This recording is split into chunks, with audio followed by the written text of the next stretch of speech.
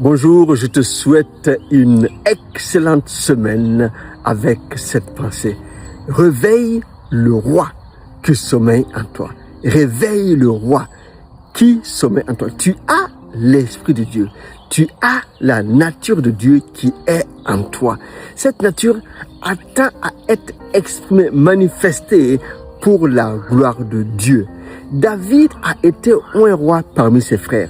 Tu connais l'histoire de cette onction parce que son père Isaïe a fait l'avoir passer les grands frères, oubliant David, le petit dernier, qui n'était pas considéré, qui était méprisé. Et Samuel l'a fait venir.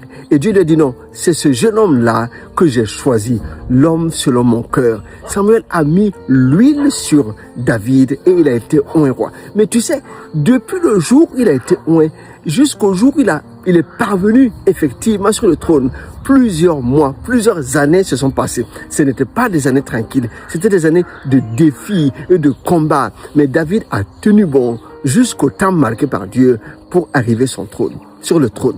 Mais je viens de te rappeler, juste au début, quand il s'occupait des troupeaux de son père, il avait déjà la royauté en lui. Il s'est dit, rien ne se perdra. Ce que mon père m'a confié, je ne perdrai aucune brebis. Il avait cette envie-là de protection. Non seulement il amenait les brebis dans de verts pâturages, dans des eaux paisibles, mais il les défendait, parfois au prix de sa propre vie. Il raconte lui-même qu'il a dû combattre l'ours, qu'il a dû combattre le lion pour délivrer les animaux que son père lui avait confiés. C'était déjà sa royauté qui se manifestait là. Et alors qu'il faisait bien et de tout son cœur le travail qu'on lui avait confié, Dieu a vu son cœur et lui a confié donc de plus grandes choses.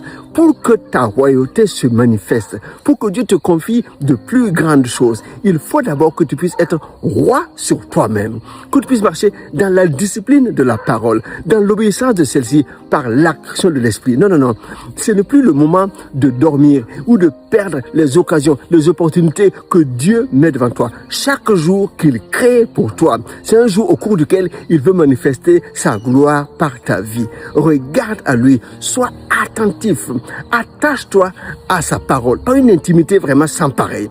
Alors Dieu révélera sa gloire qu'il a mis en toi. Alors que tu es fidèle dans les petites choses qu'il t'a confiées, tu verras bien qu'il te confiera de plus grandes. Et cette royauté se manifestera. Réveille le roi qui sommeille en toi. Il est pour toi temps maintenant de conquérir, de remporter les victoires qui sont devant toi.